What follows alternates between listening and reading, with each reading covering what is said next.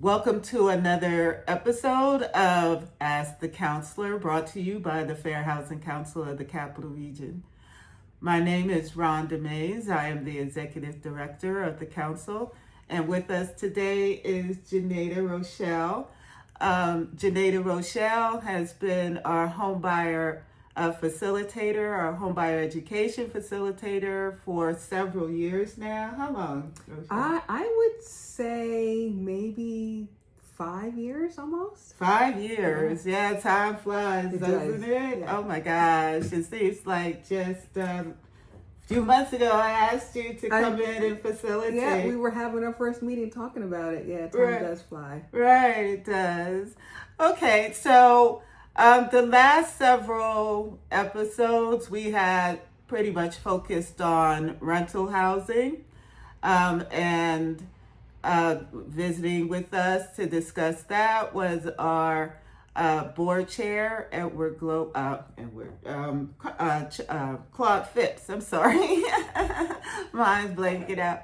But so today we're going to be talking about the home buying process, which Jinada is a professional in as our facilitator and knows all about the process from the beginning to the end. So first I want to welcome you, Jinada, and thank you for joining me for the home buying process portion of Ask the Counselor. Thank you. It is my privilege to be here just to kind of help people understand the process. Yes, it can be very intimidating and something that a lot of people, they want to purchase the house, but they don't even know how to begin Yes. the process. Yeah. And here at the Fair Housing Council, we believe that education is extremely important because, after all, this is probably the largest purchase that a person will ever make in their life, Definitely. and the largest investment in themselves, their family, and their family's future.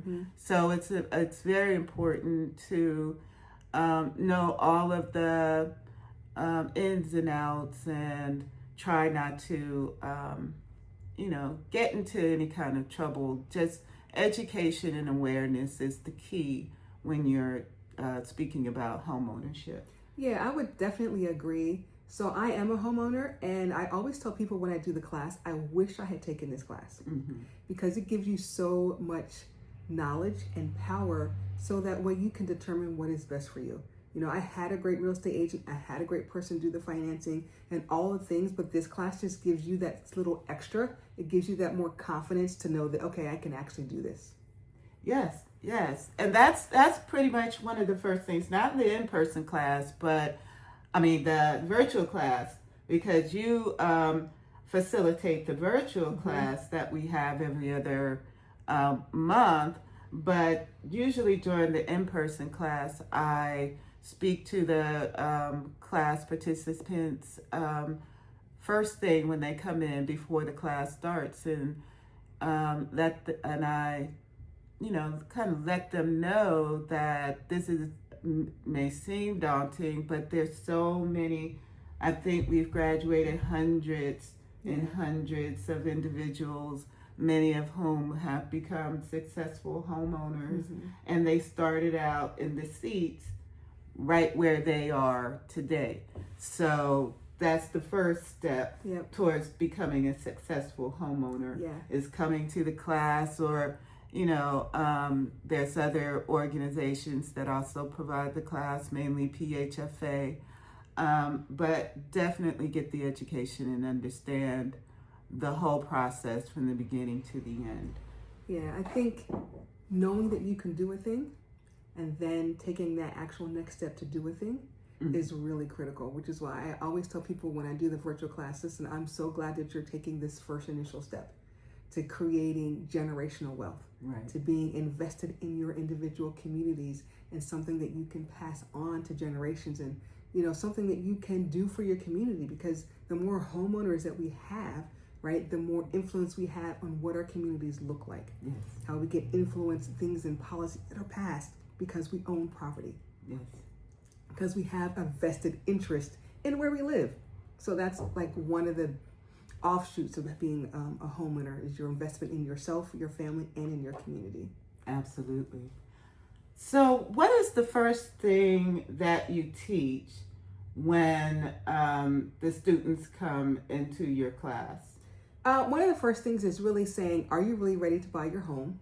And if so, let's get a budget.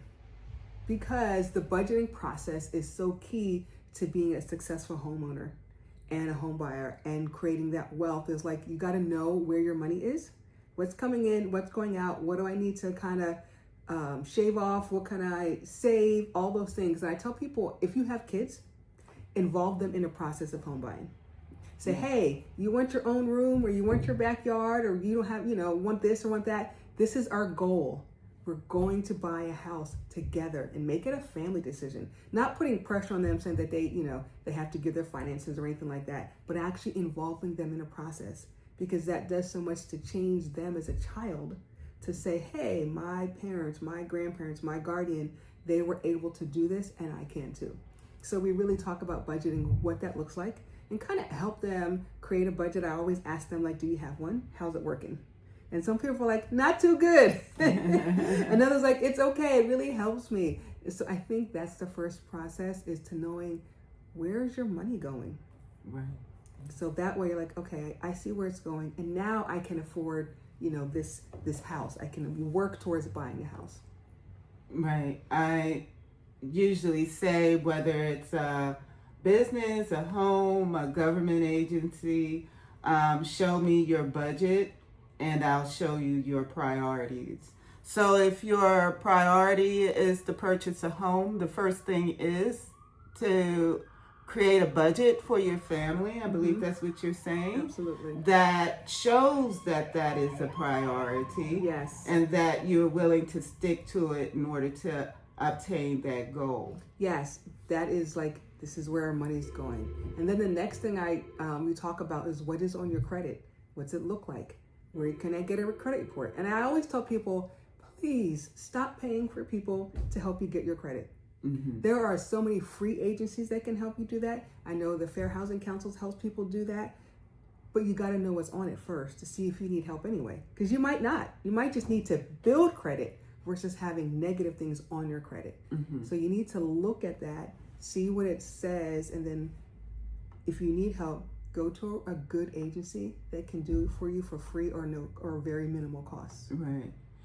So if you need to build your credit, or you need to, you have some negative credit on there, mm-hmm. What are the steps that you would say would be necessary for someone to, either build credit or to assist with the negative entries that they may find? I would say to build credit, one of the easiest ways to do is to get like a secured credit card from your bank or your credit union, right? It's a secure credit card, meaning you can't go over the limit because you put the limit on it. So if it's $300, then all you have is $300, mm-hmm. right? I would say start building like that if you're going to build a credit. If you need to repair your credit, I would say contact the 3 credit bureaus, mm-hmm. see what's on it, and then come here to the Fair Housing Council. Right? And because you can always dispute something, or if something was already paid off, but you got to get a copy of it first. Right. Contact the 3 credit bureaus, get a copy of it, and see, oh wait, I actually paid that. Or sometimes people are like, I didn't even know that was on there. Mm-hmm. What is it? And then you can contact the creditor, because it's on the credit bureau who they are, and you can work things out and get things removed from your credit. So that way your credit score starts to come up. Now, automatically paying things that are in collections doesn't necessarily improve your credit score, but it does show that you actually are rectifying things of your past as you're moving forward to building your credit. Mm-hmm. Right. So having something that was in delinquency or charged off, paying what is due, or maybe even contacting the creditor or the credit mm-hmm. agency, the debt collector, and making a deal, negotiating yep. that outstanding debt, just paying it off it'll still show delinquent or charged off, but it will show as satisfied, nothing is due. Yeah. So that's much better than having something hanging on there is still a debt. Because when the lender looks at it like, oh, that was outstanding, but it also shows that you paid it off. As you're building the new credit card with your secure credit card, as you're building those things like, okay, they took care of that, and now I can see them going in the right direction. Mm-hmm. Yeah. Mm-hmm. Just simple things. Right. And also, that can be an issue with people who rented and at some point, had an eviction on their record. Yeah. So, going forward, that may make it, if they had a money judgment, that could make it more difficult for them to find a rental. Yeah. That could also show up when they're getting ready to purchase a home. Correct. So we always advise people, if you have a judgment, to pay it. Yes, definitely pay those judgments, because those were, at the courthouse and everything. You want to make sure that's paid. Right. Yeah. Don't ignore it. Pay it. You may have been able to find someplace else to live. And the tendency is to just move on with your life, but it's still an outstanding debt. You still owe it. It's still going to show up. So if you did unfortunately have an eviction at some point in time, the best way to move forward and perhaps, get into home ownership, if that's your goal, is to make sure that debt is satisfied. Oh, definitely. It's, especially when it comes to like a judgment, you really want to make sure that's done, because that affects, like you said, your rental, your homeowners. It can affect if you need to get a car. Right. All those kind of things are affected by that. So you want to make sure you take care of that. Right. Yeah. Okay, so that's the first thing that we talk about. There's also the mortgage process. During the homeowner education classes, the first person that you will see is someone from the banking industry coming in and taking you through the lending process. So is there anything you want to speak about? Yeah, I think it's important to find a lender that works really well with you and that can show you all the programs that are out there. So there's countywide programs, like Dauphin County has their down payment assistance program that helps you with the down payment for your house. There's one specifically for Cumberland County or Perry County or Lancaster County. But your finance person will let you know what's out there, because I don't know what's out there, because I'm just a regular consumer. Like, I don't know, like, what's going on. So you want to make sure you have someone that's really knowledgeable at that can help you figure out which one is going to work best for you, right? They'll let you know, oh, you want to live here, okay, so these are the taxes and these are the programs that are available for this type of house in this particular neighborhood. Because there's USDA loans, there's VA loans if you're a vet, there's FHA, all these different programs. There's conventional, but you need someone who is skilled in that area to tell you exactly where to go, to kind of guide you down that pathway that says, this grant is available and this grant's available. So that will bring your down payment cost to, I don't know, maybe $1,000. So you need someone to help you walk through that, so that way you're knowledgeable, right? Knowledge is always key to help you in that process. Right, and that's really important to bring up, because a lot of people may get stuck on, I want this $100,000 house. I know houses are much more than that now, but say $100,000 house, and they may need 20% down, and it's like, there's no way I'm going to come up with $20,000. Yeah. Especially if you're in a low, moderate, maybe very low income cohort. So what you're saying is that, don't worry, there are programs out there that will assist you with the down payment. Yes. Don't get stressed out about, I don't have $20,000, or if it's $30,000, where am I getting the money from? When you're a first-time home buyer, there's so many programs out there that can really help you get that cost down to minimal. Where you're like, oh, I can do that. I just need to put extra money in savings, and I'll have that in 2 months or 3 months or whatever the case may be. That that's one thing. I don't want finances to be a hindrance to someone owning a home. Right? I don't want that because there's so many programs. There's even programs with HUD that help people who are coming off of assistance get down payments. Yes. Like, it's just a plethora of programs. So don't let the lack of finances in and of itself. Now, obviously, you need to be able to pay your mortgage. Yes. And to pay your bills. Yes. But so you have all that, but don't let the extra kind of derail you from owning a home. I think that's one of the biggest myths that are out there, that people say, well, I can't afford a home. I'm like, if you can afford $1,700 in rent, you can afford to own a home. Exactly. Because your mortgage most likely may not be $1,700 depending on where you are. It may be $1,700 with all the other extra, with your water, sewer, and trash and everything. But if you can pay $1,700 or even $1,500 a month in rent, you can afford to own a home. You can afford it, right? Yeah. So let's go on and have a little bit of discussion about the realtor. The next person that you'll see at the Fair Housing Council Home Buyer Education is the realtor. We want to discuss them and their role in the home buying process. Yeah, they are essential because they know the housing market. So we like to use Zillow and Realtor.com to look for houses. But real estate agents have their own system that lets them know when a house is on the market long before it hits any of those other consumer-facing things. So you need a realtor to let you know, hey, you know what? They're putting this house on the market over here. So I think you might like it. I can contact that other real estate agent and see if you can look at it before it even hits the market, right? Because it's already listed. It just hasn't made the quote-unquote public portion of it. So a real estate agent is really crucial in that aspect. And they also know like local laws. They know the taxes. They know those things that a general person wouldn't know. When I was buying my house, I was like, I don't want to pay a whole lot of local taxes in certain areas. And she said, okay, you don't want to live here because this is higher. We'll look over here then.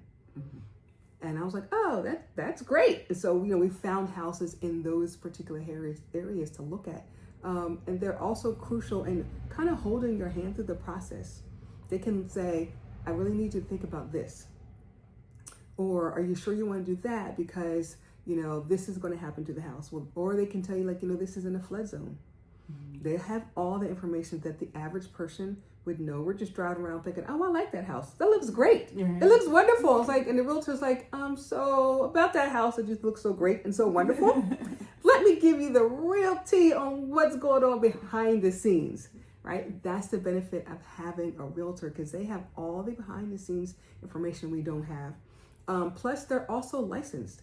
So they have to go through a rigorous process to getting their real estate license. They have to do continuing education classes.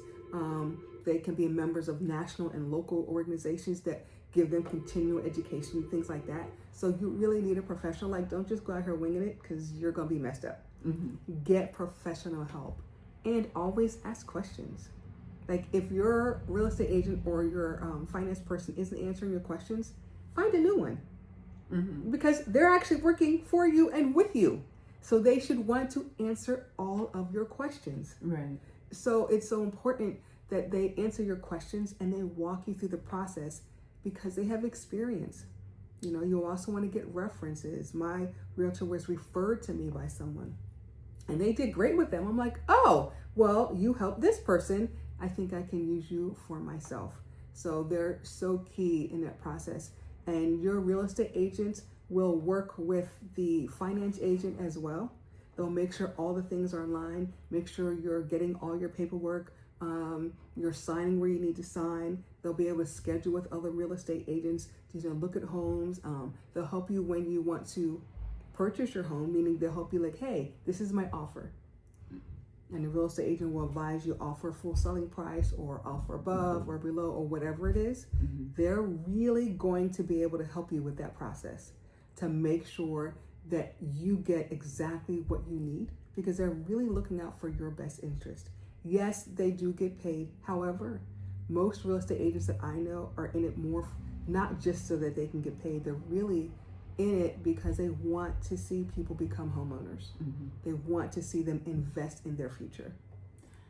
Now, as far as who they're working for, sometimes we have situations where the realtor is actually working for the seller, and not the purchaser.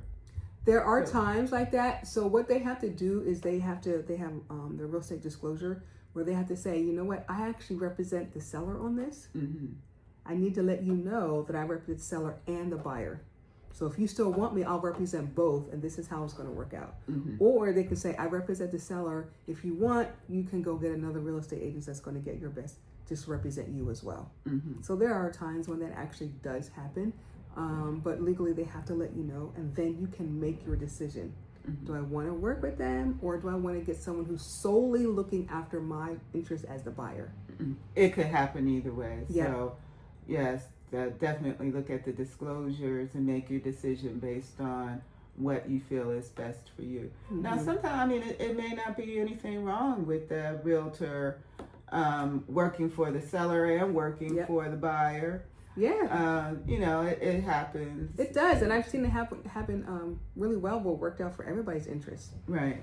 So I think you just need to have that open and honest conversation and see where it goes. But generally, it's not necessarily an issue because they're like, I'm doing everybody a good service. Right.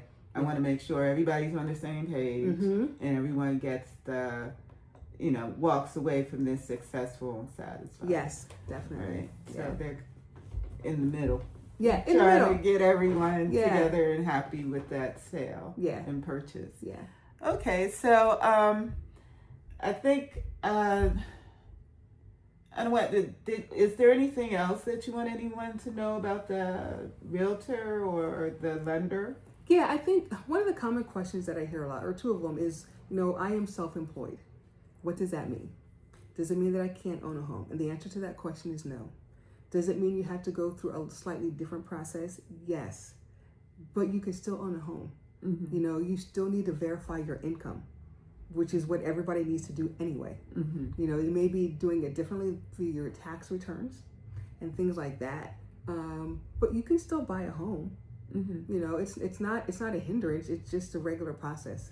It may take you a little longer to prove that your income is, as steady as it is versus someone who has a regular W-2, but it's not impossible.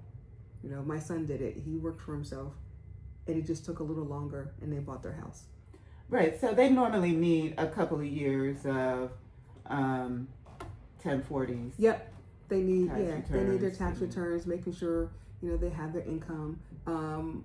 I know as business owners, we like to claim all of our deductions, and that is absolutely wonderful. However, when you're buying a house and you claim all your deductions, that reduces your adjustable gross income. So now it looks like you actually make less money. Okay. So you got to think about that. Like, do I want to take all the deductions this year because I'm trying to buy a house? So that way your income is higher, or do I need to take it? Like, am I buying with myself, or do I have a spouse or a partner that can kind of supplement that income as well? So you want to look at that, but it's not difficult. You have to go through the process of verifying your income. Right, and those are really good points. I want to go back to the online real estate companies such as Zillow or Realtor.com. A lot of times, right now, I'm looking for some land to purchase. And whether you're looking for land or you're looking for a home, they'll, at the bottom of the page, they'll say, contact a realtor, and you can have a realtor calling you from wherever. I spoke with one called me back, and he was based in Florida. Yeah. So, I think that it's important for homeowners or potential homeowners to make sure that they're reaching out to a realtor within your location, where you are and where you want to purchase. If you're moving to Florida, then by all means, speak with a realtor that's based there. But if you want to live in this area, contact a realtor that's in this area. Give recommendations from your family or your friends or someone my else gosh. that like their realtor and utilize the locally based folks. Yeah, I would say for your realtor and for your financing, like you can go through all the like Rocket Mortgage and all the different ones, and again, there's nothing wrong with any of them whatsoever. Mm-hmm. They are great for the people that they work really great for. Yes. But in my experience and talking to other lenders, particularly the first time homeowners, you want to get someone that's local because you know they're going to keep your mortgage. Whether that's your local credit union or different banks or different things like that, you want to work with someone local that you can actually kind of touch and talk to and go to their office if you need to or something like that. I think it makes all the difference in the world. Yes, right. And you're saying that that's particularly important for first time home buyers. It is. So that brings us to the point of I know that there are. You could be capable of using an online banking service, Capital One or something like that. Capital One is not located in this area. I don't think they have a branch in this area. To be able to access your lender personally when you need to. So I always encourage folks to open up an account locally. Make those connections with the local banking institutions that are here to serve this community because they really do know, what is available to you based on where you live. And they just know the market, and it's important to be able to speak with your lender one-to-one, face-to-face in their office. So it's just a better way of going about the whole process, especially your first time around. Oh, definitely, because it's such a big deal your first time around. You need someone that gives you that little that personal touch, like you said, or hold your hand, or you can say, they can say, you know what, come into my office and let's have a conversation. Let's look at all these things. It makes it easier in a sense. Like, okay, they can feel me. We can vibe together. They understand me. And like, okay, now I feel a little more comfort with that aspect. So I think local is always much better. Yeah. Well, like you said, I mean, at the council, I've seen it all. I've seen people, get their mortgage from Rocket Mortgage and these other online lenders, and it's okay for them. It's up to you. But we at the council always encourage people if that in our perspective, going local is usually the better course for you, especially when you are new to the whole process. You need someone to physically, personally create a relationship with and to hold your hand. They know what they're doing. They've done it hundreds and hundreds and hundreds of times. So anything that you don't understand or concerned about, being able to walk into that office and sit down and have a meeting is always very useful and helps very much to get you through to your goal of home ownership. Oh, definitely. Yeah. So let's move on. We're about a half hour in, so let's move on to the inspector. Yes, the home inspector. So they will come out and they will inspect the inside of the home, which is different than the appraisal, right? The appraisal is outside of the home. The home inspector comes inside and looks at certain things, right? They may look at the heating. They'll make sure all the water's running. They'll do a general inspection inside. In my very humble opinion, I think they are essential because sometimes there are things that you just don't know. I won't know looking at things. The real estate agent may or may not know. So the home inspector, who is a professional licensed person, can come in and look at those things. So there's like the general home inspection. You can get one that includes radon, because living here in central Pennsylvania, radon can be an issue. There's one you can get for pests if it's like a very rural area. So there's definitely different types of home inspections you can add on, but I really would recommend the home inspection because again, they see things that you can't see. So when I bought my house, they came out and there was like one small thing on the deck stairs that needed to be fixed. I would have never known, ever known. They're like, yeah, you need to make sure you get this fixed before you buy your house. I was like, oh, okay. And so my realtor sent it over and the people are like, yeah, we can fix it. Not a big deal. So they'll point out those things that you don't know to even look for. So I think it's essential. I know there's a lot, especially right now in the market, where home inspection is definitely optional for some types of home financing, but I believe it's highly recommended. And now you're seeing some sellers getting the homeowner home inspection so that they know, like, hey, yeah, listen, I already got the home inspection. Here it is. It was done, 3 months ago, whatever the case may be, and nothing's changed since then. So I think it's really essential. And for some programs like VA and I think FHA and probably USDA, you actually have to have a home inspection. So it's in the best interest of the seller, if they're accepting all types of financing, to just go ahead and get it done, to say, we did this already. Oh, that's an interesting point that I didn't realize, some sellers are doing is going out and getting their own home inspector and giving that document to the potential buyer. Yeah. Some buyers, if they tend to not want to waive the inspection, I don't know. I mean, I guess it's up to the buyer. Everything is up to the buyer. But would you recommend that they do their own inspection anyway? Hire the inspector and have them do it for their peace of mind?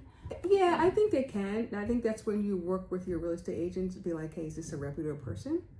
Have you seen this? Does this look normal to you? But yeah, you can still go ahead and get your own just to give yourself that peace of mind, because it is a really big investment. Right. It's a huge investment. So you want to make sure that you get what you're paying for. You want to make sure that once you get in the house 30 days later, you're not going to have a leak in the roof or something inside that the inspector would actually look at. So yeah. So the inspection, as Jinada pointed out, is, a lot of times it's optional. So at the council, when I'm reviewing documents for the down payment assistance paperwork to give to the county, I see that people have waived that home inspection. The home inspection isn't that expensive. It's not. It can run a couple $100, right? Yeah, at the most. At the most, it's really not that expensive, and I think it's actually worth it for showing you things that your eye won't see. Right. Like I didn't see that my deck needed something on it. I'm like, I don't know. I walked up and down the steps. It looked fine to me. What do you mean? Those things. So. No, you didn't look at the roof. I don't think they'll go up on the roof, but they have, they're trained to be able to check the roof from the ground level, and those are things that you absolutely cannot see when you're going through and you're just looking at the home before purchase. Oh, so, yeah. But from the top to the bottom, front to side, whatever, they are trained to see things that you just would not pick up. And so it always hurts my heart when I see that someone waived the inspection. Yeah, and I think people do it now because it's such a tight market.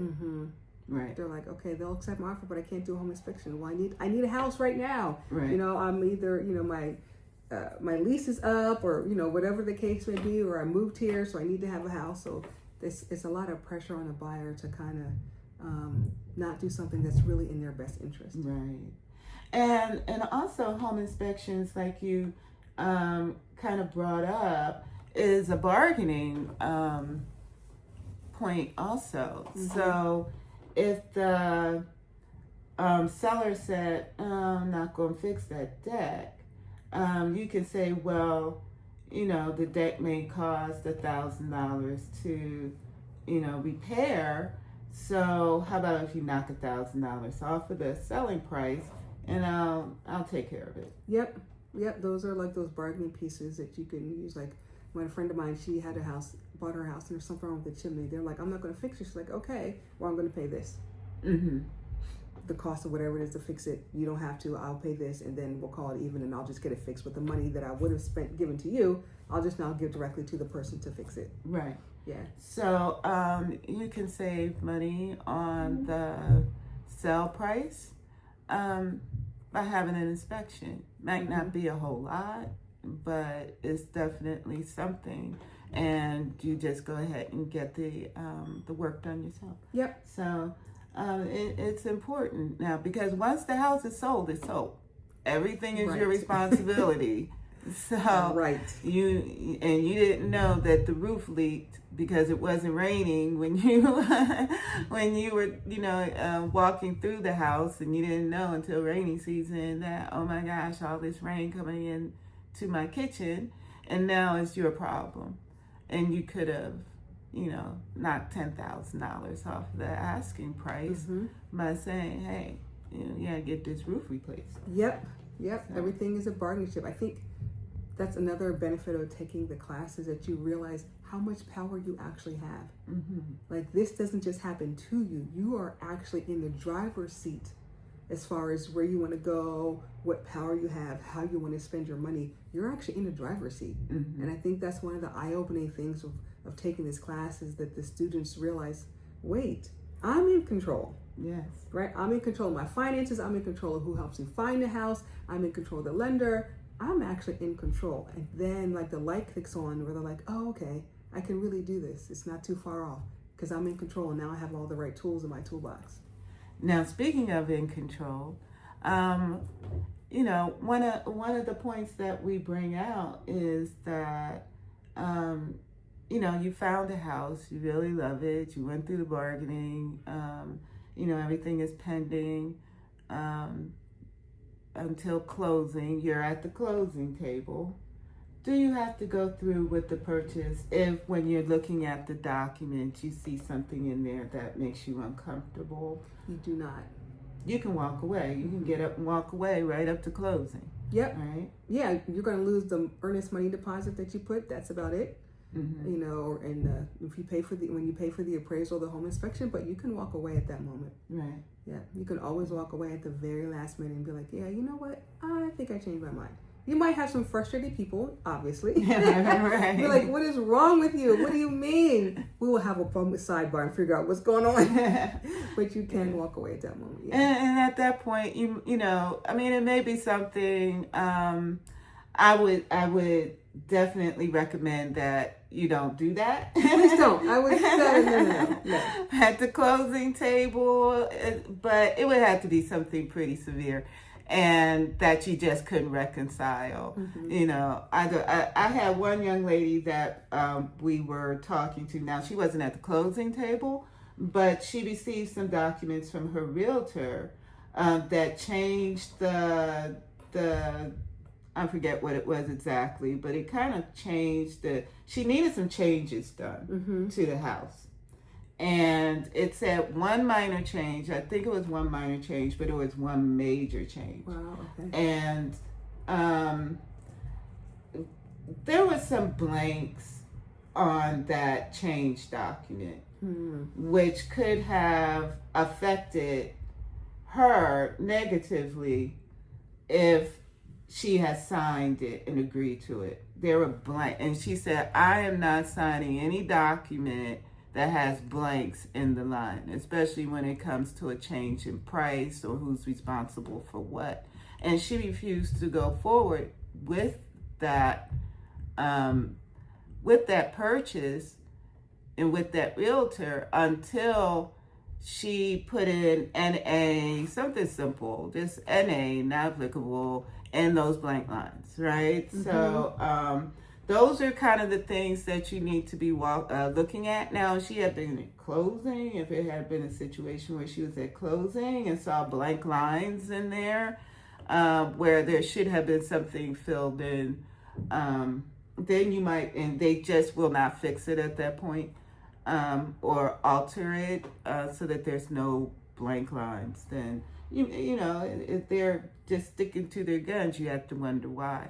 And you may want to say, hey, I can't do this under these circumstances, and walk away. But that's rare. Normally everything is already settled by the time you get to closing. But there's a lot of papers going around that table. A lot of during papers closing. during closing. You know, they do a lot of them. They still do a lot of them online, and they still do them in person. So there's a lot. So that's the importance of having a good real estate agent. Like, the real estate agent should have caught that, hey, these are blank lines. I can't necessarily send this to her with blank lines. Right. I need to figure out what's happening and have that conversation with the other real estate agent and with your client. But there's a lot of signatures. There's a lot of first initials. A lot of that will go on. And read the papers. Don't just sign it so you don't know what it is. Read it. They're in no hurry. Right. There's no time limit. Read it. You have the full hour, 2 hours, whatever the case may be, to read your paperwork. And ask questions if you need to. Because, you know, they'll say real quick what it is and then say sign it. But, you know, read it first. Yeah, please read it. Yeah. And if you have any questions, then ask at the table. Yeah. That's your last opportunity to ask questions, make any changes before this deal is, the door is closed. You own the house. And it is yours. You get the Here's your keys. key. There you go. So always, you know, Everything's ask all on of you. those questions. Yeah. Okay. Well, I think we covered a lot. We did. And what is it now? I'm looking at the time, about 41 minutes. Oh, there's one thing I did want to mention. A lot of people now are buying rental properties with their property, right? You're buying like duplexes. That is definitely one thing that you can do. You just have to find the right financing person. And you still can get grant help for all of those. You just have to find the right person that says, yep, you can get this grant or that grant for your investment property. You live right next door and your investment property is next door. So you can do it. Again, it's about finding the right finance, because that creates automatic wealth for you, right? You can charge whatever you want for your tenant that can potentially cover most of your mortgage anyway. And then you're automatically like building that wealth and things like that. So you can get investment properties. The key is you have to live in one and the other one's usually next door, or like apartments or something like that. So there's some peculiar things that has to go on with it, but you can still do it. Now, would that be considered a first-time home buyer if they're doing it? They may live in the property on one side, like you're saying, a duplex. Maybe they live on the top floor, the bottom floor. They rent out the one of them, the other one. Would they be considered a first-time home buyer for the purpose of our program? Yes, they're still a first-time home buyer because they've never owned another property before. So they're still a first-time home buyer. It's just a little more particular because a first-time home buyer includes an investment property.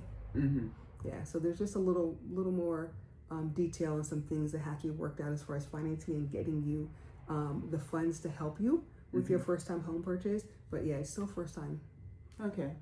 Yeah, because we did have a young lady that came in one time that was in that exact situation.